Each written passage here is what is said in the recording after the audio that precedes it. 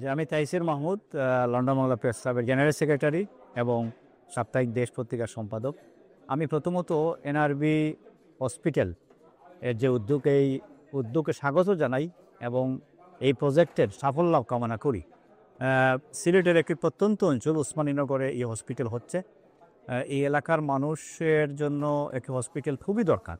বাংলাদেশে 70 কোটি মানুষ, সেই তুলনায় হাসপাতালের সংখ্যা, চিকিৎসা ব্যবস্থা খুবই অগ্রতুল। আমাদের প্রবাসীরা বাংলাদেশে নিজের এলাকায় যত বেশি চিকিৎসা কেন্দ্র কিংবা হসপিটাল তৈরি করবেন, প্রান্তিক জনপদের মানুষ উপকৃত হবেন।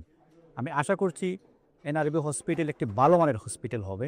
শুধু ওই এলাকার মানুষেরই চিকিৎসা চাহিদা মেটাবে না, আমি আশা করব যে একটু আন্তর্জাতিক মানের চিকিৎসা কেন্দ্র হবে, যে বাইরে থেকেও আমরা যেভাবে বাংলাদেশ থেকে সিঙ্গাপুর, ইন্ডিয়া চিকিৎসার জন্য যান, যদি এই হসপিটালটি একটি উন্নত হসপিটাল হয়, আন্তর্জাতিক মানের হয়, ভালো চিকিৎসা পায়, তাহলে আমাদের টার্গেট হবে যে বাইরে থেকেও মানুষ যাতে হসপিটালে চিকিৎসার জন্য আসে।